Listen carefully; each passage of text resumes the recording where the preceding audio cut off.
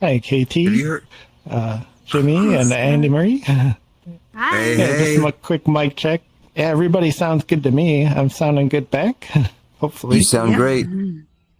Oh, good. I think we got the audio issues covered then. It's beautiful, Scott. Oh, thanks. Yeah, we lost a couple of the worlds in the alt space conversion, but I was able to preserve the two that we kind of rotate. Mm, The ground's not shiny. no. That's good. Yeah, that's good. Yeah, I still haven't solved the mystery of the waxed, shiny grass floor. The At least we're reflective not sky. slipping and falling on it. Yeah, good idea. Flat on our backs like that Ghostbusters game. That was so much Oh, fun. Really, it was. I must have missed out on that one. Oh, you really did, yeah. Yeah, me too. Oh, just good old fashioned fun. Those games have such a perfect balance of like competitive but also silly. Yeah. So like you don't really have to take it too seriously.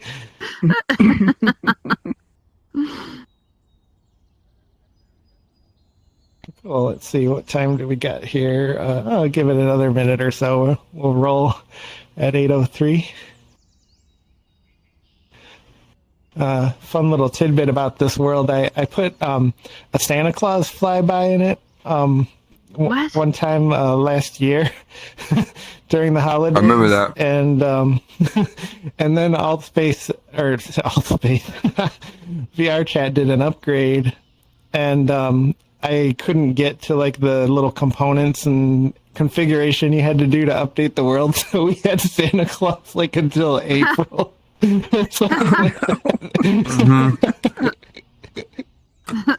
was so silly. I wouldn't be Was mad it all about the way it. to April? I think it was. Yeah, I think it was ridiculous. 'Cause Oh, I wow. just couldn't get to the world update.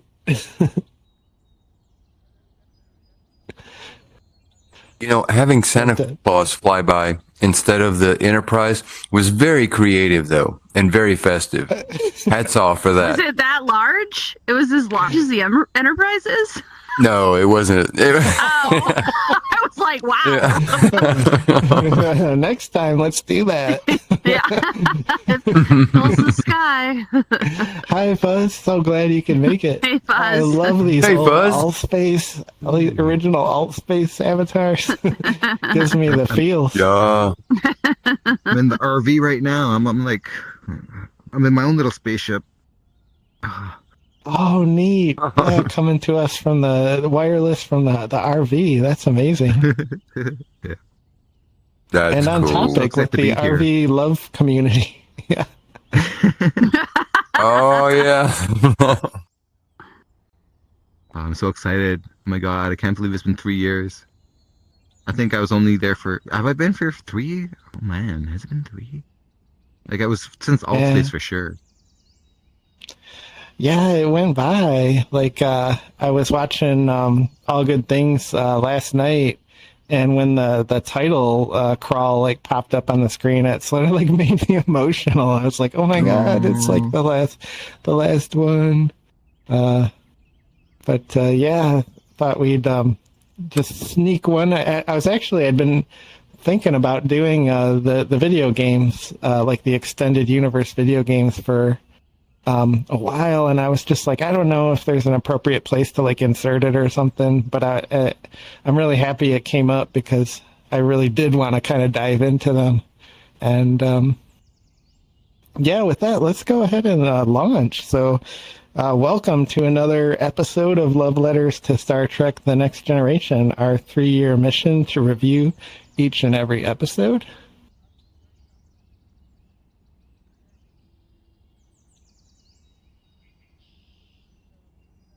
And just I want to acknowledge, especially just these last two times, how meaningful it is that you bring your presence and your love for Star Trek and VR community here.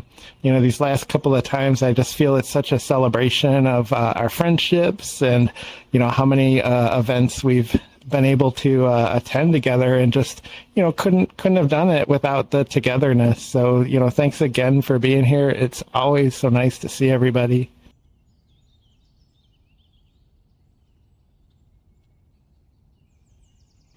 So for tonight's episode, picked a couple of actual TNG video games from back in the 90s and kind of explore a little bit of the expanded universe.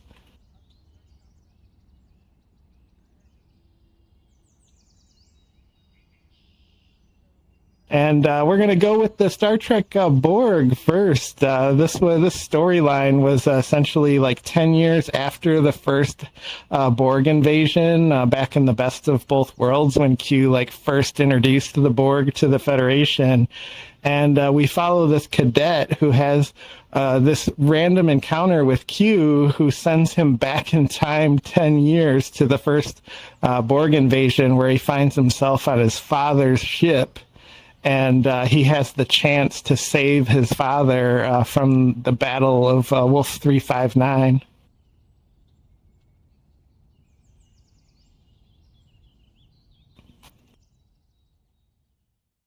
So a little bit of background about this game. It was released in 1996, and this was a period of time where the TNG run had wound down, or was really in the very last few episodes of winding down.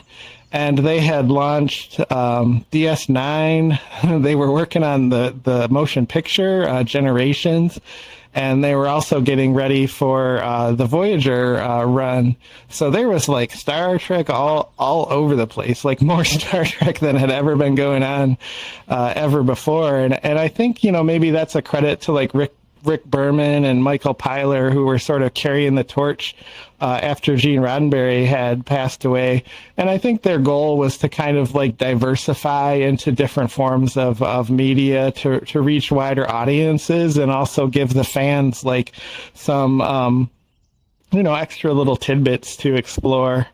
So this particular story was released in two forms. One was this interactive CD-ROM adventure, and then they also consolidated the storyline into an actual audio tape, which I hadn't thought of cassette tapes in a while, and I was really it was really fun to see that picture of the cassette tape and remember all of the flipping A side to B side, having the players that auto switched finally, and using the little tip of the pen to sort of untangle the tape that would come out if it got stuck.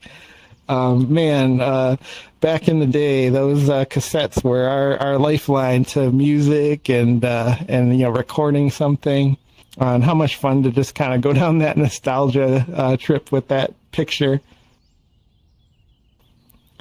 And, a little bit about the writer, too. I want to credit Hilary Bader, who actually started out in season 3 as an intern working on the Star Trek production team, and kind of, worked her way up and showed her talents, became an actual writer on the writing team. And she's credited as for writing the episodes The Loss, Hero Worship, and also Dark Page. So, really these heavily human, emotional type stories. And these were the only two pictures I could actually find of her. Normally you search somebody and you get just loads of all these different pictures at different times in their life. But yeah, for some reason, these were the only two pictures I could find.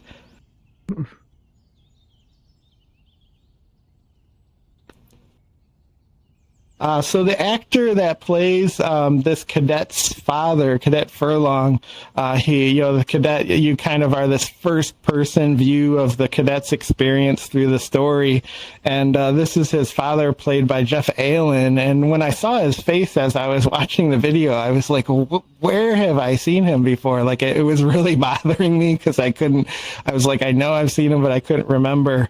And it turns out he was the father in the episode of Imaginary Friend. So he, playing a different character, but the same actor, Jeff Allen, was in an actual episode. So it wasn't, just a kind of a false memory that I recognized his face. So if you do watch, clips of the game, you'll recognize the father from Imaginary Friend in there, Jeff Allen.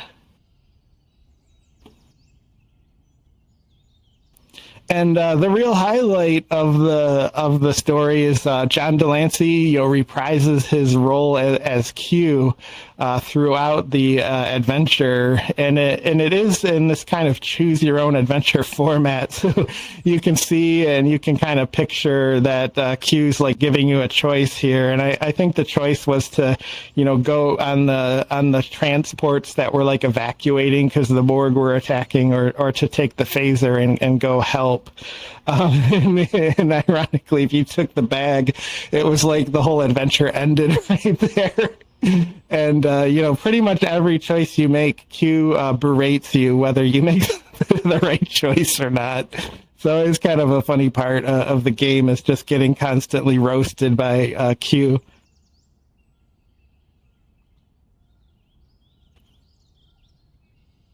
And John Delancey actually went through the makeup chair and the prosthetics, and he donned the whole body costume of being a Borg for this episode. So it's kind of an interesting, thing to see Q kind of walking down the hallway in this full Borg outfit. And another thing, and I don't know if any such thing happened in the actual TV episodes, but Q gets kicked in the groin. So I thought I took a little clip picture of that.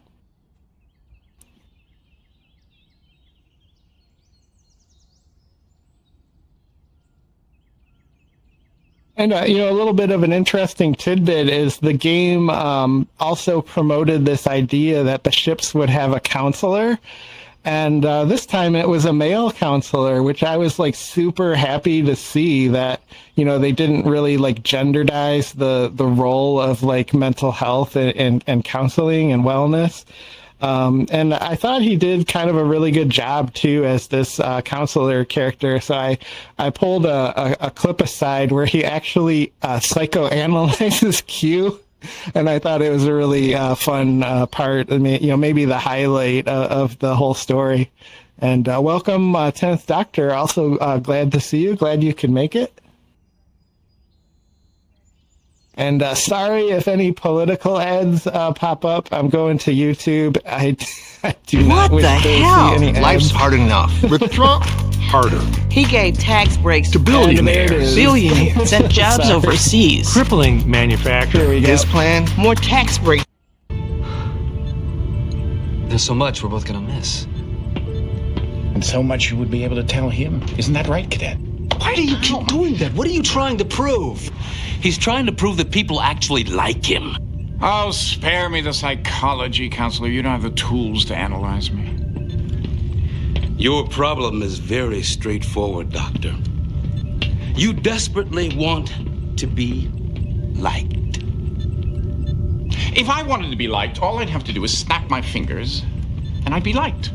I'm an omnipotent being masquerading as Dr. Quint. Whatever I want to happen, happens.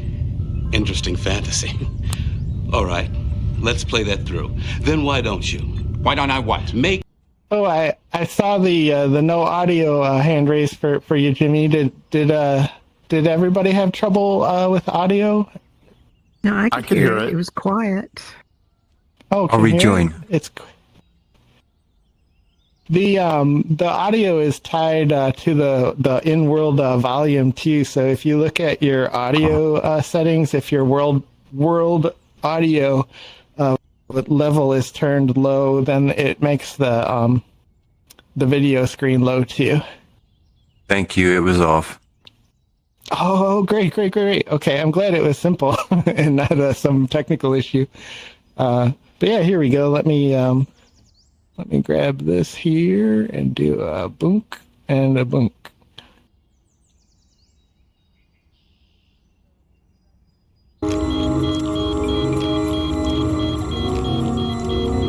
It's definitely tied into the security system.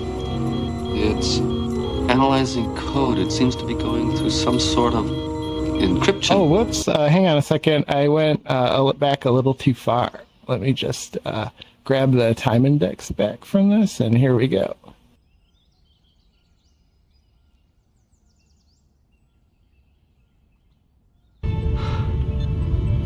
There's so much we're both gonna miss. And so much you would be able to tell him. Isn't that right, Cadet? Why do you keep doing that? What are you trying to prove? He's trying to prove that people actually like him. Oh, spare me the psychology, counselor. You don't have the tools to analyze me. Your problem is very straightforward, Doctor. You desperately want to be liked. If I wanted to be liked, all I'd have to do is snap my fingers, and I'd be liked. I'm an omnipotent being masquerading as Dr. Quint. Whatever I want to happen, happens. Interesting fantasy. All right, let's play that through. Then why don't you?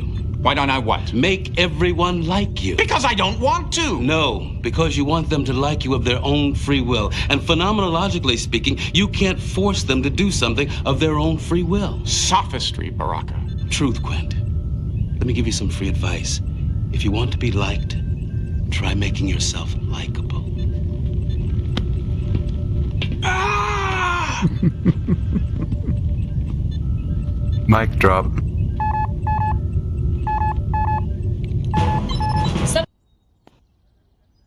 I really love that moment, even though the acting and the filming and the set and the lighting, everything's kind of like, C/B rated. These little fun kind of nuggets of moments like that where Q just gets roasted by a counselor are really fun and kind of make it like worth the watch, even if it's like a skip through.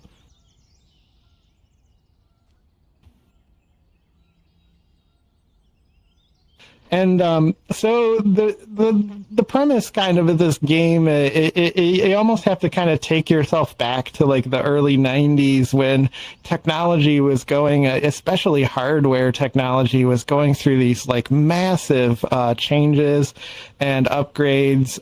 But we were still, in the kind of the infancies of having hardware and software and connectivity where we could share things in like these high fidelity kinds of ways. So we were in this kind of like in between stage where we had these wonderful like rich gameplay environments like King's Quest or Police Quest that had these like storylines and all of this intrigue and like hours of endless fun playing and discovering these Easter eggs.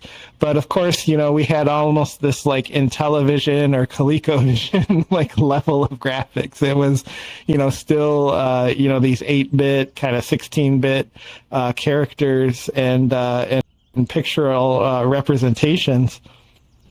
And, what we kind of got is like you could either have like gameplay, but sort of like average graphics, or you could crank the graphics up with these like cutscenes or what they called FMV, which is like full motion video, like inserted into the game. So what it would do is it would kind of, for at the time technology would really wow the user, but you couldn't allow them to like play through during the playback. So it was like you were just kind of watching this thing unfold, but you weren't really like playing a game. So you had this kind of in between where game production studios would have to choose between like, do I make a traditional game that's all gameplay, or do I insert like these cut scenes?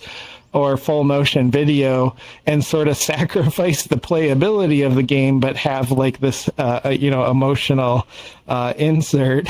And, it was also the time, do you remember getting like your first digital camera? Was it like 1 or 2 megapixels? And like you take a picture and it would be all like pixelated. It was a picture, but, the quality was kind of really sacrificed. And of course we had VHS cameras at that time. So just kind of to give a little bit of throwback, here's a game that was actually like a VHS game. So you played this board game, and based on like which way you went, it would tell you like fast forward or rewind the tape to like a certain index. And this has become like a cult classic for the production and the acting. Oh, sorry again. Here comes the stupid political ad. If you see your state, you can register online to vote right now. Crying out loud. It only takes Reject him, and I fear you squander your only chance to save your kingdom. He speaks the truth. Teraptus' power grows stronger with every beat of our hearts. Teraptus is a wizard of guile and charisma. He promised a golden age, and many fools followed. He is truly and deeply evil. Like, can we please just get some reverse shot or something, please? This is so painful. Before setting out, the wizard remarks that he lost his wand on the way here, and the king arranges for another one. Jester! Ugh.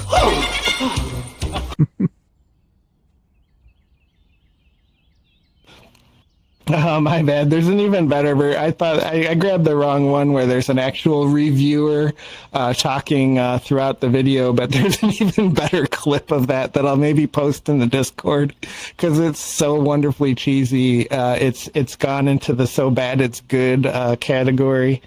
And but ultimately what this era kind of gave us was these like Swiss Army knife type of games where they sort of tried to have everything. They tried to have gameplay and graphics and also this like emotional payoff with real like live action.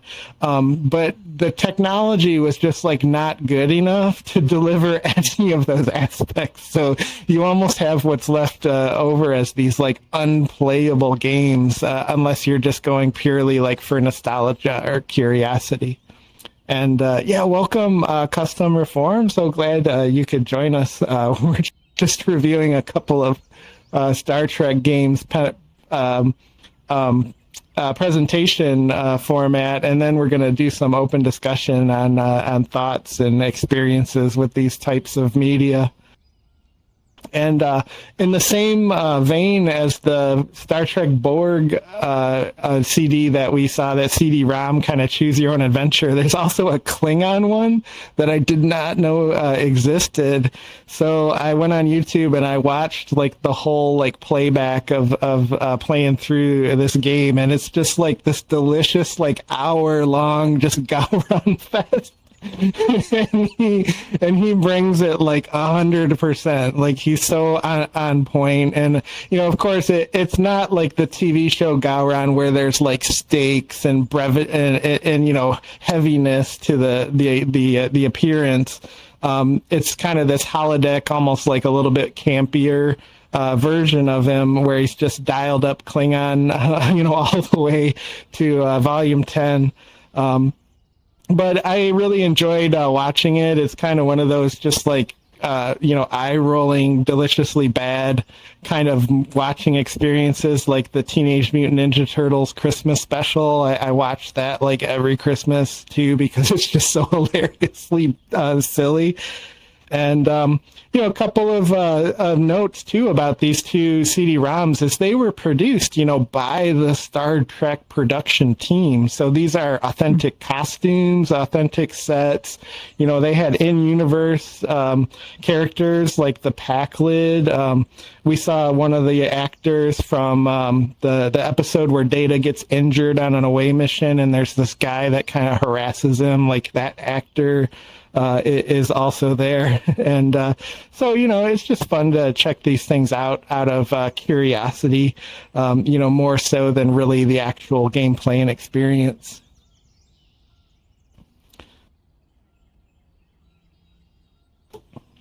So my ultimate take on Star Trek Borg and Star Trek Klingon, though, is kind of like one of those, like, I watched it, I played it, so, like, you don't have to. It's really not, like, I would not recommend it. It's kind of Star Wars Christmas specially, where it's like if you want to have the feather in your cap that you actually watched them go to Life Day, and Chewbacca's son Lumpy. Like, if you want to experience the absurdity of that kind of stuff, this was in that category. So, you know, a couple of criticisms of it. It's non-canon, you know, there's no stakes to it. It's not really part of the Star Trek universe. The filming is tough, like it's handheld, supposed to be like first person. So I almost kind of got like a little bit motion sickness just because the camera is so herky-jerky, just nonstop. It's a very thin story. Like, I mean, there's barely any story. Like the synopsis I gave you about a person going back to save, you know, their father from dying at Wolf 359. That's like the entire storyline. And it was, you know, also kind of universally rated that way too. Like it got a 4.1 out of 10 in GameSpot reviews. It's also like the silly version of Q. Like I like Q when there's a little bit of an element of not knowing if he's really, you know, gonna help or not. Like if he's gonna actually be like the dangerous to know version of Q, and you do not get that like at all. It's very kind of campy. And you do get some of what I call like kind of Craigslist acting. Like, did they just post an ad on Craigslist to gather, you know, extras and things for this episode? And I think I spelled it improve there, but what I meant was like improv. I think a lot of the dialogue is improv, so it's kind of almost watching like a Whose Line Is It Anyway, the Star Trek version. But interestingly enough, Netflix resurrected this format with an episode of Black Mirror that's called Bandersnatch, and you can use your remote as you watch to interact with the story and kind of choose different ways that the story goes. So it's a much like higher format, like produced version of this kind of a media experience. And welcome, Mason and Rickrolled. So happy that you were able to stop on in. So I kind of saved like the best for the second half, which is this game called Final Unity. And like this is what I would consider like an actual traditional PC video game where, you know, you don't get this kind of back and forth of motion, you know, full motion video. And there's so many like wonderful tidbits about this game, and it's also produced by Miss Bader, the same producer and writer that did Star Trek Borg and Star Trek Klingon, and she really redeems herself. In fact, I recommend playing this game, even though it's like, you know what, like 18 years old now, or maybe more. It's a very interesting and rewarding game to play.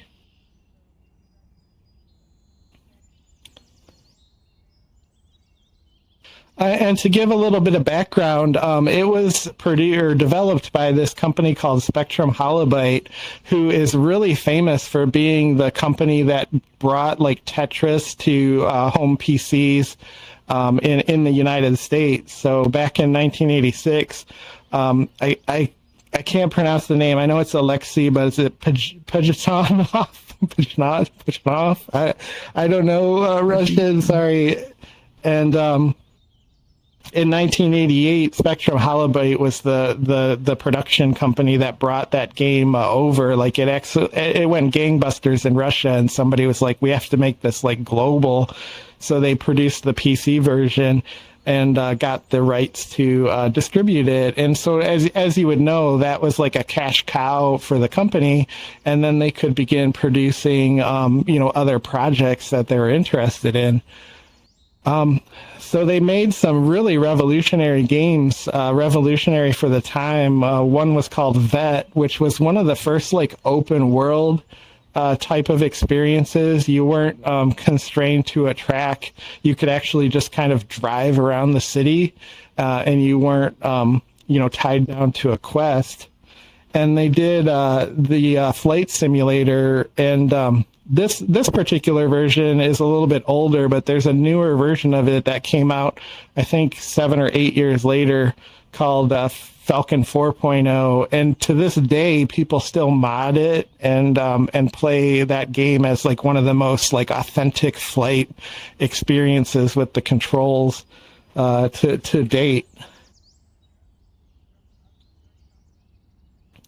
So this company, Holobyte, took all of those resources and skills and notoriety, and they really poured it like into this game. And if the actual developers were not like hardcore Star Trek fans, like even back to like TOS era, like you could tell they researched and really wanted to respect the source material. And the things about this game that sort of make it stand out for me is it's all original cast voiceovers. So every line of dialogue that's read from the screen, every choice you make is delivered like by the actual cast. It's also actually absolutely beautiful. Like every single like world screen that you explore and kind of walk through, like it just has this super like artistic, almost kind of modern art quality. If you go back to those really kind of obscure, old Atari and Amiga video games where like it was really more creative than gameplay. This really captures that as well. But let me play a couple of clips and let the game sort of speak for itself here. So here's one of the sets where you kind of command the bridge and you can ask things of the different the different people on the senior staff.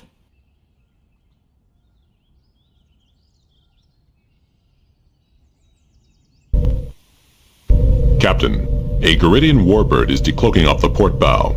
It is the Aserum, Captain Pentara's ship. They are hailing us. On screen. Thank you for leading us here, Captain Picard. The ruling council has wondered for centuries where these people ran off to. You have no business here, Captain Pentara. We are in Federation space and this world has asked for our protection. I intend to give it to them. This is no longer a matter of a little scout ship, Captain. A subspace message was sent from your ship to the Garidian rebels. A full-scale revolution has erupted on Garrett. We sent no messages.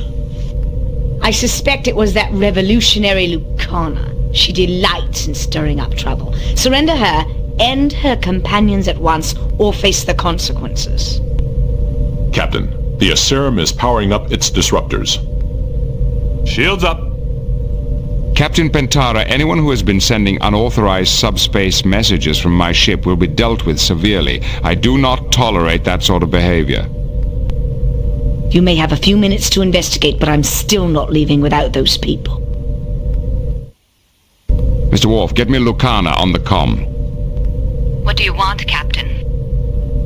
Are you responsible for a subspace message being sent to Garrett? Yes, I brought a subspace microtransceiver with me. Now that the fifth scroll has been destroyed, there is no reason to hold back the social revolution that must engulf Garrett. You are playing games with thousands of lives and risking an interstellar incident. Freedom for my people is worth any price, Captain. Lucana, this has gone far enough. If I get my mother to intercede with the ruling council, will you come back to Garrett and stop the revolution? Your mother is as reactionary as the council. She is a woman of honor. She would keep her word even to you, someone she hates. If she can get the council to listen, it might be worth the gamble. Captain. That was a little bit more of like the lengthy kind of dialogue parts of the game, but yeah, frequently there's kind of pauses and interludes into those dialogues where you actually make choices or you can ask like one of the senior members, like Data or something, what they think, or if they can run a scan. So it's very kind of interactive and open world, where you solve these kind of puzzles and navigate the situation very dynamically.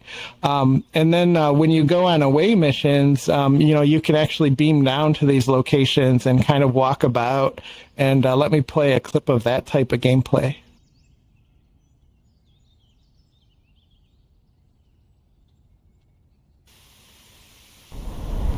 Praise the lawgiver who has decreed that we should meet again. What can I do for you?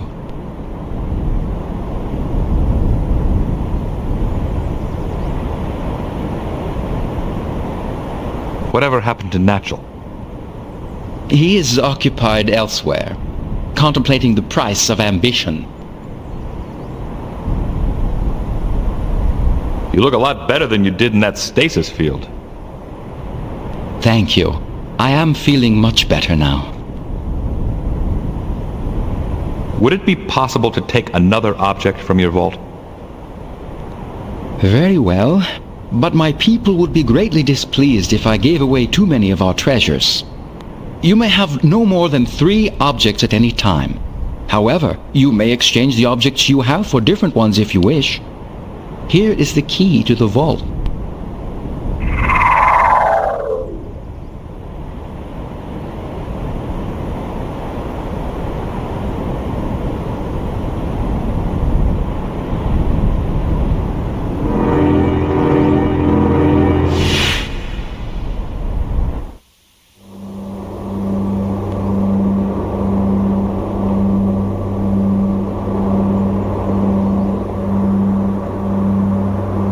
It looks like a pretty ordinary stasis jar.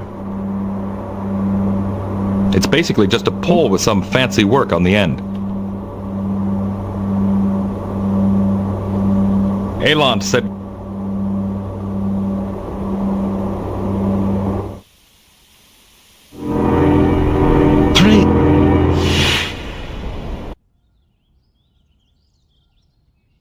Oh, okay. Sorry for the little bit of mouse fumble there.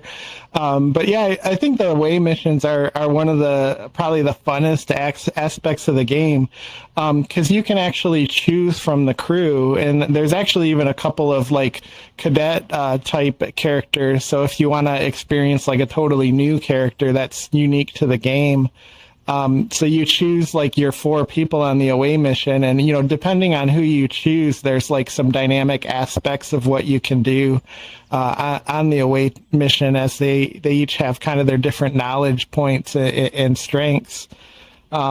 There's also combat, which I think for a space combat video game, it's kind of like pretty well done, but it gets like a little bit of monotonous. Like I almost try to like avoid the combat situations, because it's, you sort of get stuck in these patterns of having to try to fire torpedoes and recharge your phasers enough to destroy the ship, and it can almost feel like you never kind of get like ahead. Sometimes you might run out of torpedoes, and then you're sort of in this endless loop of trying to phaser the ship. But I'll just play that for a second. I don't feel like it ruins the game. If you learn the combat like just well enough, you can get through the combat scenes, and it actually can be pretty fun.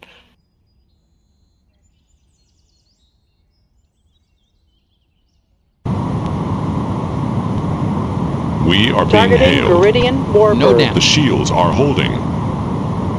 Enemy ship is firing. Damage to the southern array. Mr. Wolf, you have tactical. We are being hailed. We have been hit. Fire.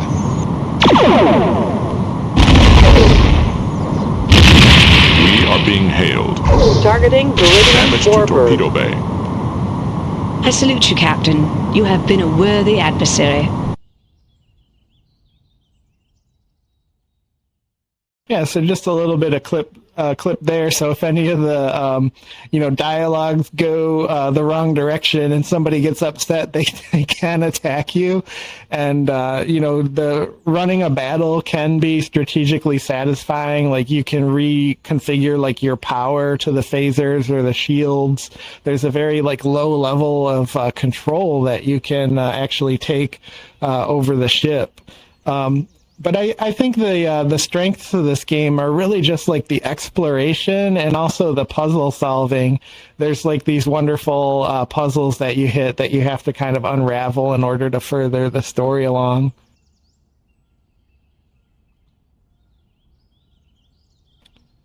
And true to most any game of this format, like a Legend of Zelda or a Dark Souls or a Skyrim, like I really recommend downloading or bookmarking the walkthroughs, because there are moments in the game where you just have no idea like what the game expects you to do. And, you find out that there's some object you were supposed to pick up 3 screens ago, but it's like so blended into the background, you had no idea there was like an object there. It's kind of one of those types of situations. So, I'm the kind of person that'll spend, a few hours on it, and then maybe I'll save it and come back to it the next day. If I've butted my head, 5 or 6 times, I'll finally throw in the towel and, read the part of the walkthrough that I kind of missed that little point. Because it's no fun to play a game when you're just flat out stuck. And some of the ways that you solve the puzzle, like I feel like it's unreasonable that you would have just stumbled onto the thing they were hoping you clicked. But again, it doesn't happen so often that it makes the game like unsatisfying. So it's an older style game with those kinds of quirks, but still really rich and fun to experience. And the reception over time has been the same. A lot of people call this the best Star Trek game they've ever seen. This game also makes like top lists for just like IP, intellectual property type of games, like period. Those kind of quintessential games that actually add to the story universe instead of just kind of borrow from it. So, incredibly highly rated, and especially for fans, they, seem to always express that they really enjoy the experience. So it's kind of in that genre, of games like, The Witcher, I think it was Witcher 3, where they really nailed the storyline. Shadow of Mordor is huge among Lord of the Rings fans for its like faithfulness to the characters and source material. Star Wars Knights of the Republic, a lot of people really get nostalgic for that game, as it just made you feel like you were really part of like the Jedi Order. Batman Arkham Asylum, again, true to the characters, true to like the atmosphere and the feel of Gotham and Batman. And this is a funny one, but South Park, this game called The Stick of Truth. A lot of people say that this game is actually like playing an episode of South Park, like it's that faithful to the show.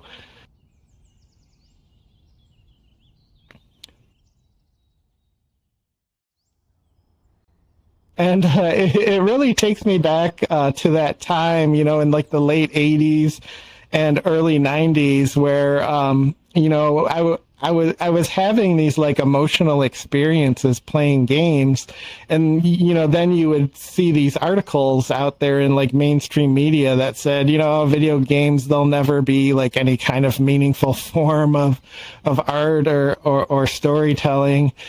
And I can remember like reading these gaming magazines and things that are coming up and being like, one of the things that really hit me was like fighting games where characters would have different hitboxes, where instead of like everybody punching with the same like motion and it's just a different skin, it's like they would have their own maneuvers and actually like hit different, and that like blew my mind because like considering games like, Karate Champ, where it's just like the reverse and different colored character that has like the exact same moves, and games like, Doom and Quake, where there were different levels, like when these first-person shooters came out, like you just had left and right. You could look left, you could look right. Well, all of a sudden you could look up and down, and there was like different levels of floors and stuff. And like, I was like, man, like the future is like limitless for where this is going, as I stand inside of a computer talking to my friends that are all around the world. And so you had people who were just horribly wrong, like Roger Ebert, who said like you'll never get an emotional experience like you do in the movies from a video game, and he really doubled down on that throughout his life. But I never agreed with them. I feel like video games are some of the most rewarding experiences that you can have.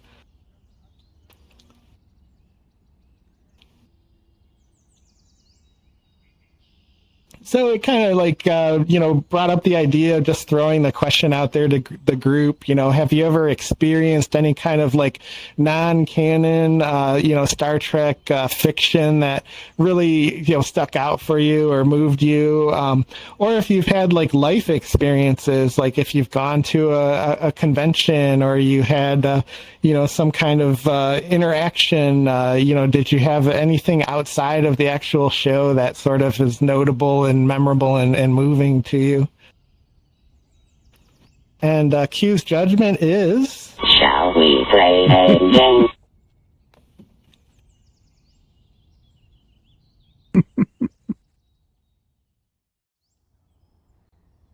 So I like Final Unity to the degree that I think it's an actual episode. Like the story writing, I purposefully didn't divulge like the story of the game because like if you ever play it, it unfolds like an actual Star Trek episode. It has a lot of depth of plot and intrigue. So I actually ranked it for the season, threw it in there with season 7 as an episode ranking. And of course, next week, next Sunday, we have the finale episode of our three-year journey here, where we'll be reviewing All Good Things. And with that, let's throw things out to the open floor here and see if anybody has any thoughts. And I have no idea why there's two. Why there's two hand raise machines, but let me come out here so I can kind of read. We got Rickroll's up first there. I got you on the board. Yeah, go ahead, Rickroll. What you got? Well, I find it very interesting. Wait, hold on. Wait, I have my voice changer on.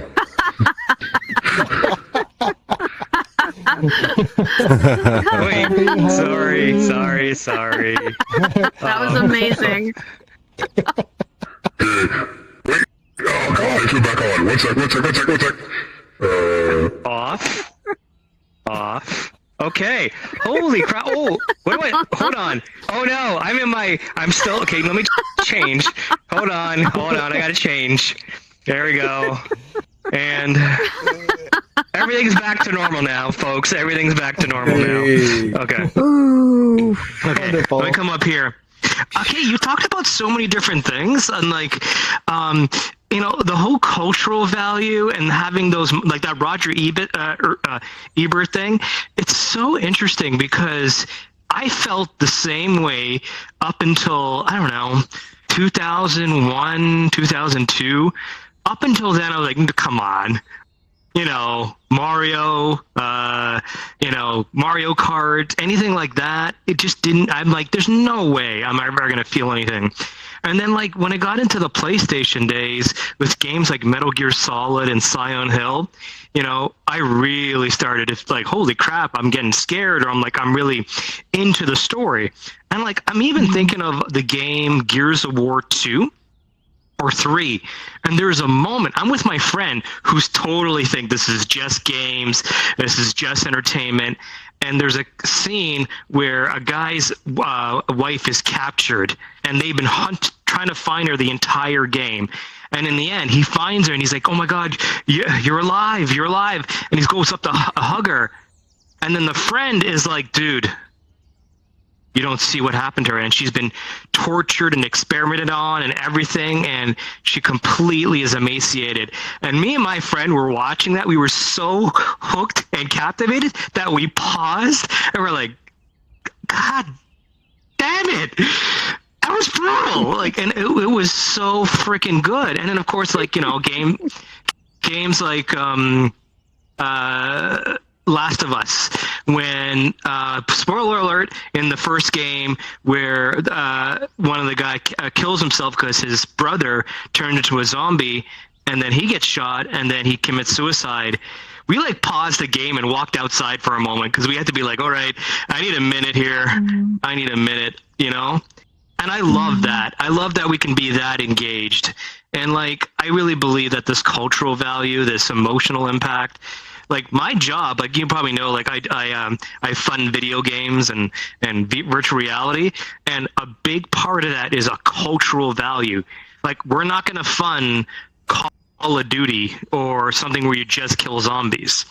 We'll fund a game about maybe an indigenous tribe who's overrun by colonial zombies, and you're trying to get rid of them. There can be an angle, but I really believe that people maybe now are understanding this more, the cultural value of these art pieces, because I really believe like this is so an amazing opportunity to be so immersive. Like, I can't wait. Like, I love playing Resident Evil 4 in VR because I was terrified the entire time, and I love that. I'm going off on a tangent. I'm not really going back to what you talk about. Other people can, but I just think that when I think of moments in Metal Gear Solid and Last of Us and Gears even, this is where I'm like, this art form is completely just revolutionizing storytelling, and I love it. That's it.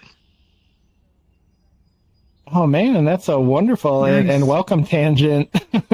It reminds me, not on the meaningful side, but the immersive side. Back in like 1991 or 92, when Wolfenstein 3D came out, like one of the first notable like shareware games that went really viral. And to kind of set the stage for how ridiculous this game is, like one of the final bosses is like Hitler, and he's in this mecha suit with like all these Gatling guns and stuff, and you're running around a room where there's these pillars like you can hide behind from them, and my friend was fighting him. It was the first time like we'd ever encountered him, and he ran like around the corner, and like Hitler was like right there in his face, and my friend screamed out loud. He was like, ah! It was like that moment I knew like video games are like really like becoming so engaging that your whole like nervous system and your emotions get invested in them. So I was like, the future is here. It's just going to get better and better as we go. And thanks for those comments. And we got Andy Marie up too. I'm really excited to hear what you think about video games or anything really. Open floor. Yeah, this is just some comments on the slide, the last slide, the one right before this one, where you were asking about like other formats. I was big into the Voyager books as, kind of extensions of, what happened once they made it back, to the Alpha Quadrant and things like that. This one. Yep.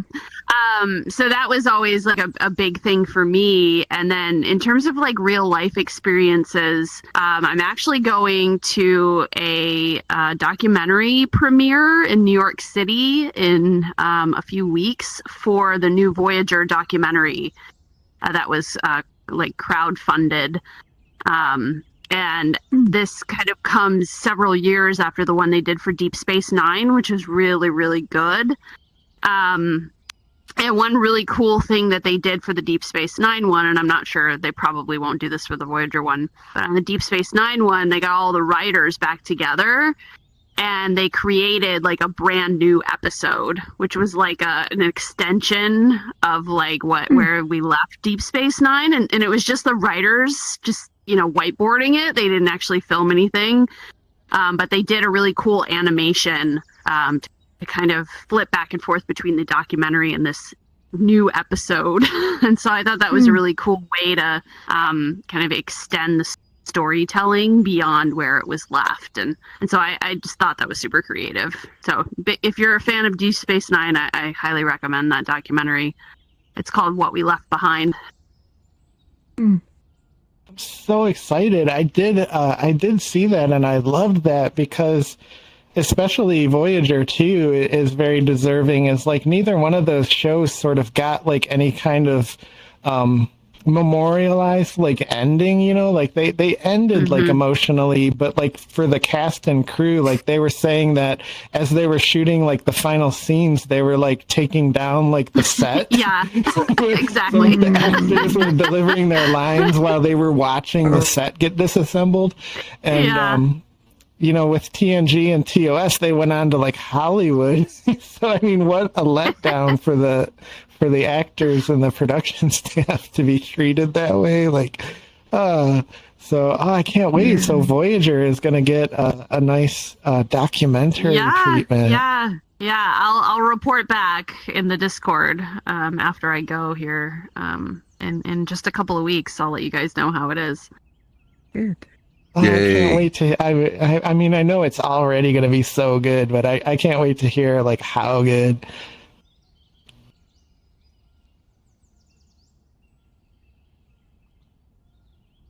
And let's see. Looks like we got Jimmy up on the board next. Yeah, excited to hear what you have. And I know you've been working a lot, so this is probably a nice evening for you to hang out with friends for a little bit. It's good to have you here.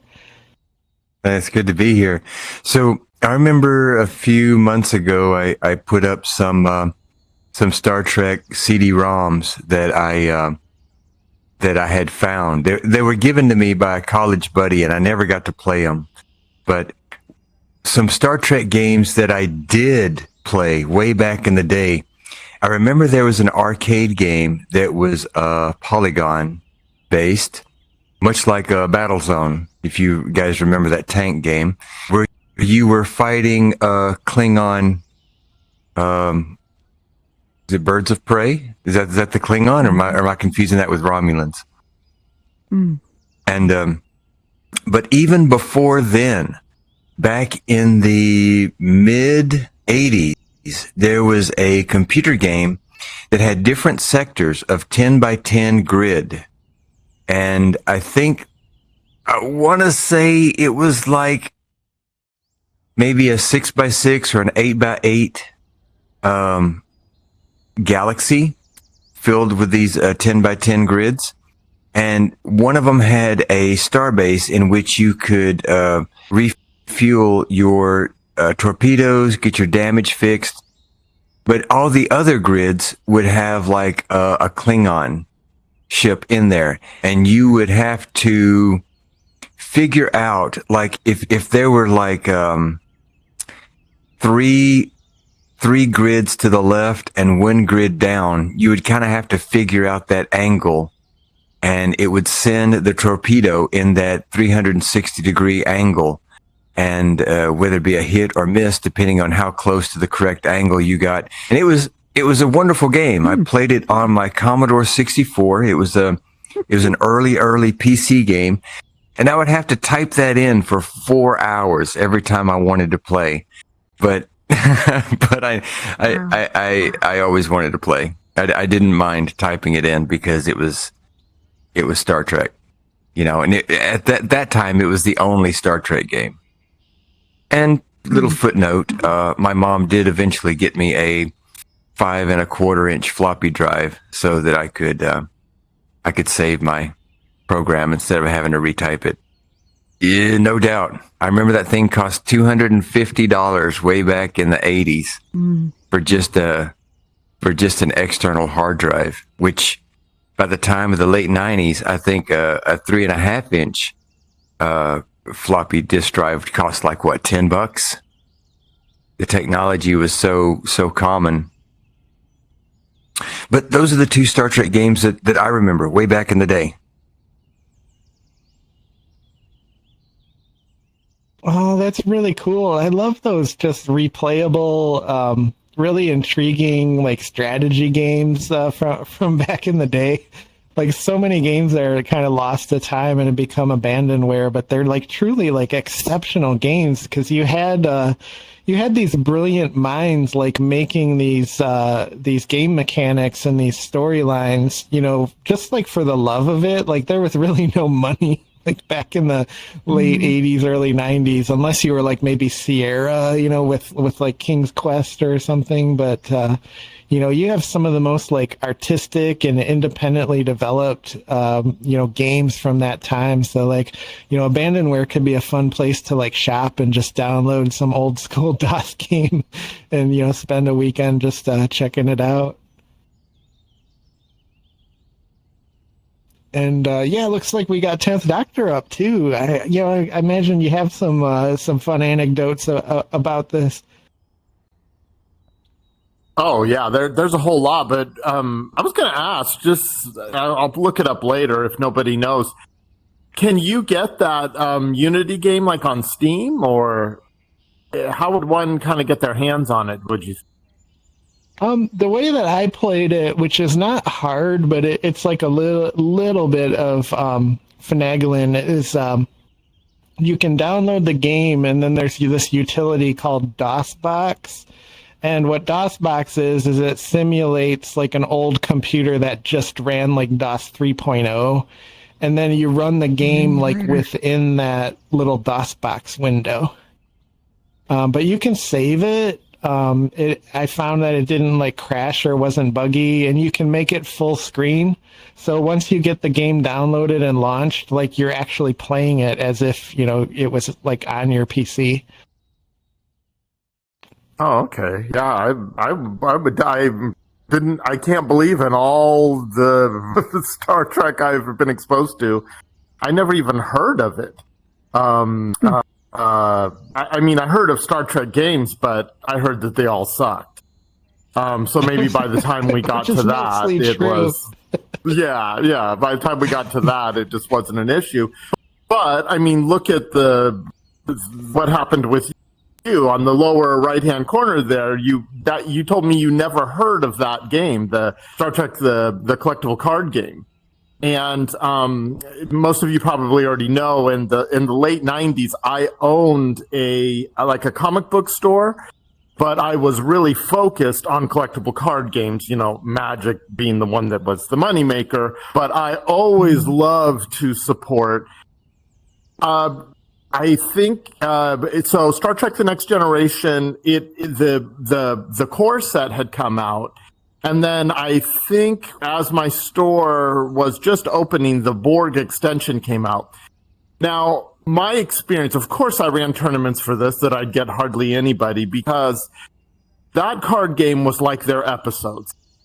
Conceptually, it was a fantastic idea. The detail on the cards was just beautiful. But my gosh, the gameplay was just ridiculous. You were either Romulan, Klingon, or the Federation. Okay.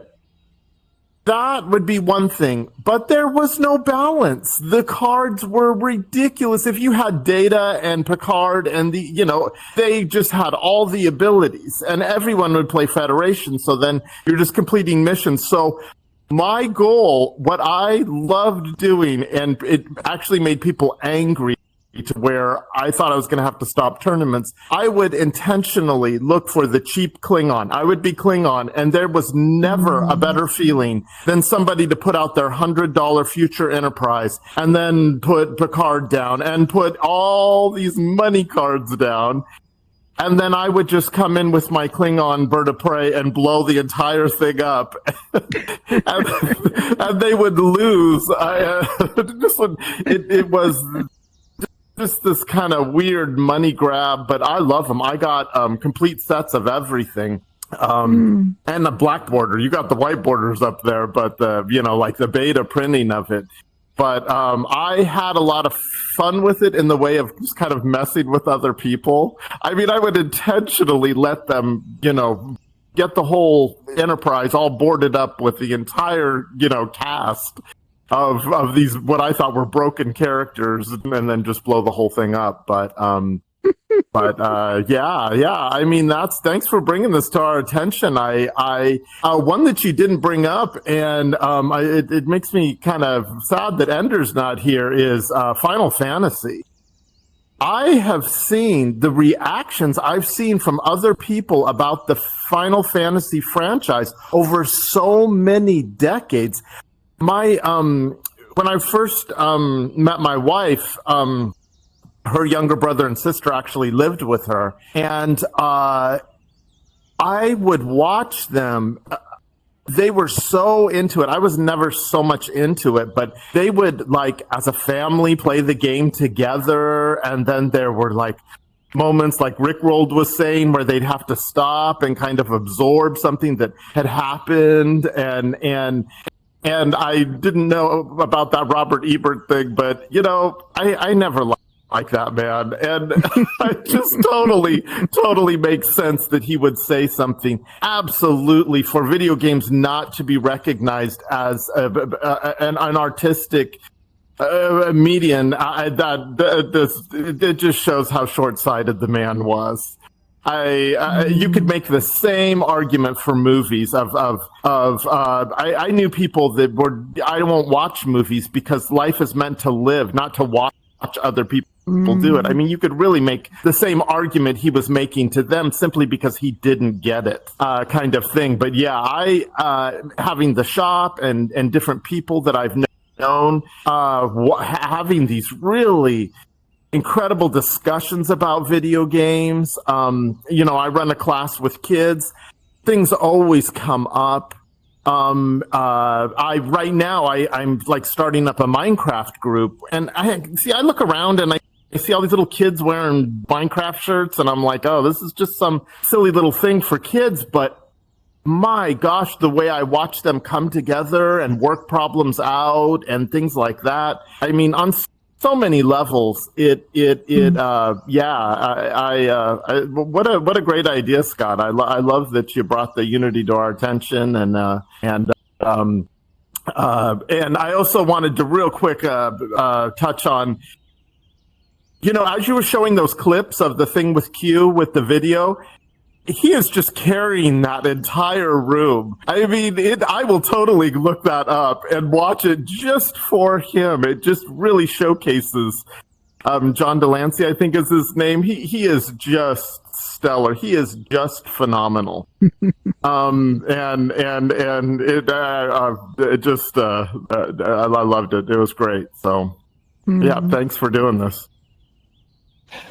I feel the same way about John Delancey. He's like such a wonderful, like, leave them wanting more kind of an actor, where he comes in just briefly and steals the show with his momentary screen time. And there'll be a lot of John Delancey worship next week when we do All Good Things, because he is a phenomenal performance. The way that he ended up kind of bookending the whole series.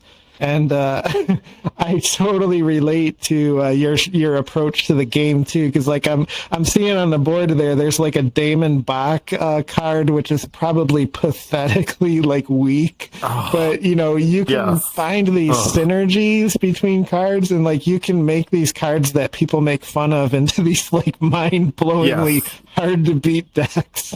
And the only saving grace, Yes, it was finding those little tricks and then looking at the people's faces who basically, I mean, look, for such an unpopular game, there was $100 card. I mean, if you had Future Enterprise, that was the card to get.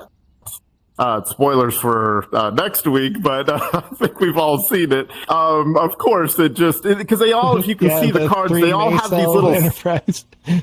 You see the stats, and the stats can complete missions. So you don't have Picard up there or anybody, but there'd be like 20 stats on them. And then look at that Romulan; it probably has like 1 or 2. It just was so. Why didn't they? It was conceptually, it was so good. They should have brought some balance with just, let's have a kick-ass Klingon, let's have power, balance the power a little bit. Mm-hmm. Yeah, it's like magic. So many people just like every deck I play against is just black and usually black and some other color, but sometimes just black. But it's like, come on, can anybody like play a deck that isn't always black? So yeah, it's just one of those truths of card games like that. But yeah, wonderful notices. I love all those stories, and thanks for bringing some of the comic book shop, environment back there too. That there's actually a very like a thriving comic book store in our city here called the Vault of Midnight. And I'm not sure if they have multiple stores, but there's one here in Ann Arbor, and like you can find everything there. They have like a whole floor dedicated to just board games, mangas, D&D dice, collectibles. Yeah, it's right downtown, down the street.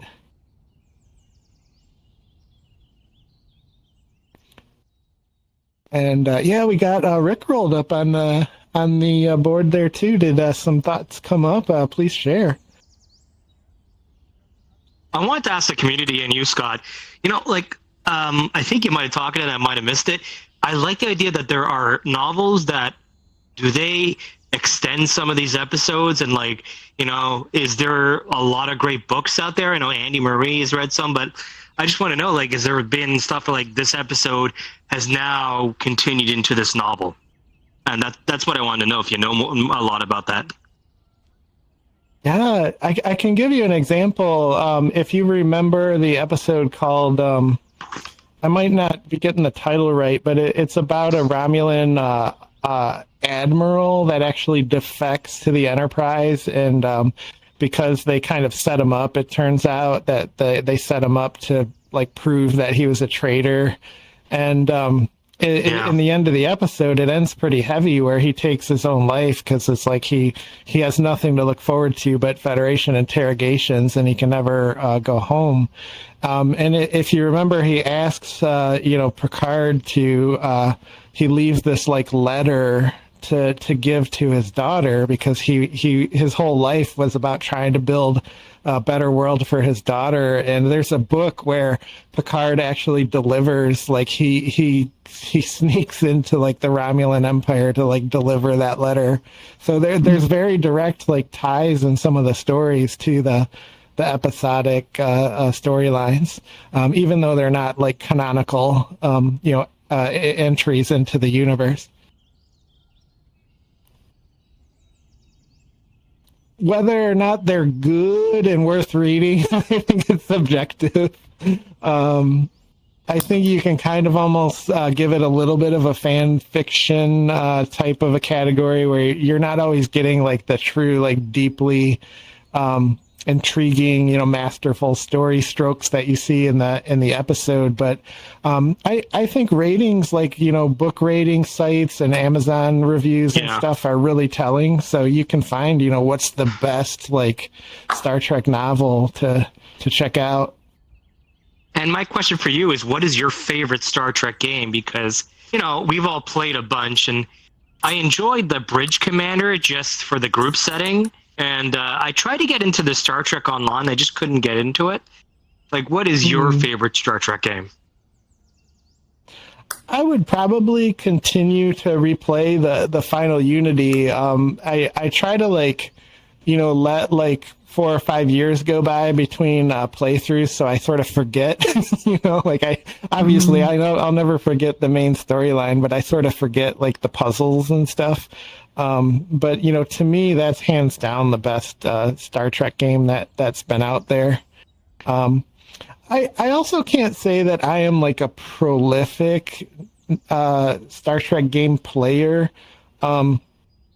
For some reason, when I saw the Star Trek Final Unity box on the shelf, I think I bought it from Babbage's. We used to have a store called Babbage's that sold computer games, and for some reason I get this gut feeling by the box design that like the creators of the game like went the distance, and it's not just like money grab, like a game just for the sake of having a game sort of stuff that you get from most movies, like a Ghostbusters game or something. Like no relation to last night's game.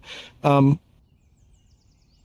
yeah, I just really felt so I try them very infrequently, but that one was really rewarding to find. Awesome. That's it for me. But yeah, I hope that answered your question. Kind of anticlimactic since we already talked about it.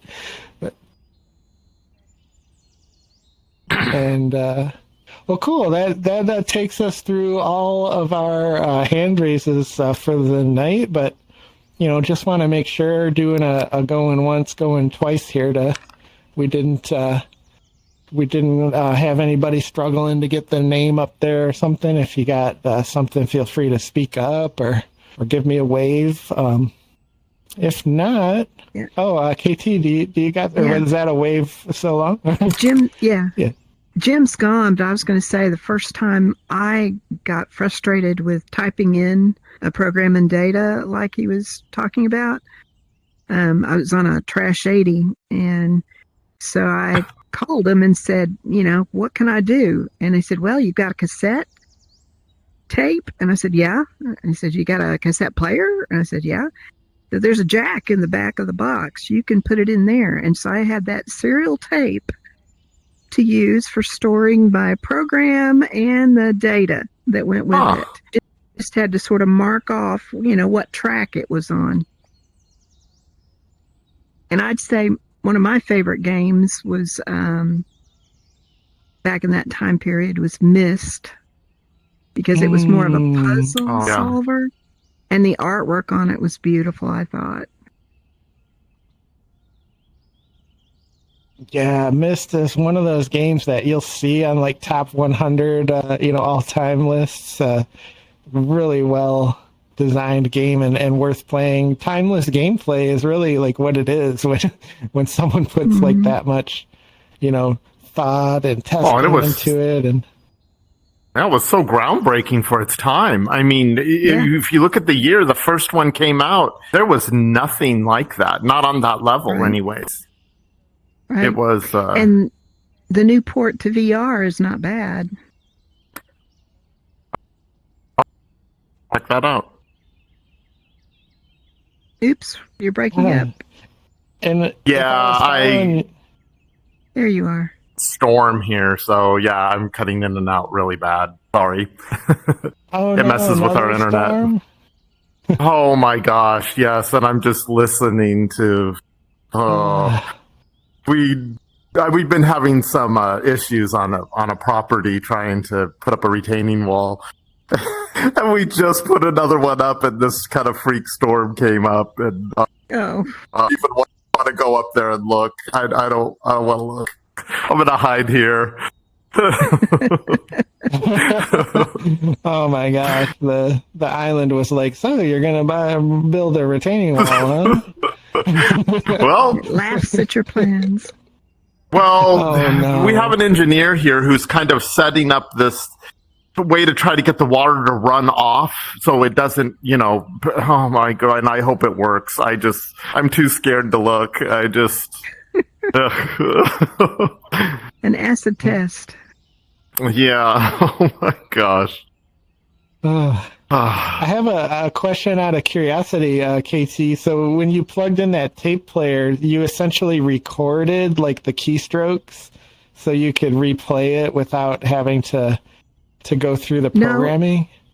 Nope, it didn't record the keystrokes. It took what was in RAM and wrote it to the tape drive. Oh, so it would just start right where you had left off. What you could kind of save the game essentially. Yeah. Oh, that's unbelievable! Wow. Yeah. Well, it had all the limitations of a usual serial device. So you just had to keep track of where something started and stopped. But it was better than typing it all in. Yeah.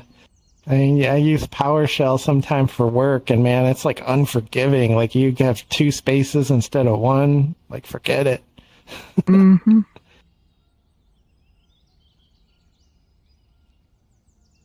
Well, great. I think we hit on a lot of interesting stuff there, and kind of fully and deeply explored a little bit of the expanded universe, which is super fun. And yeah, really looking forward to next week, our big finale. So hope to see everybody that can make it, and yeah, we'll go from there. Thanks, Scott. So yeah, good night.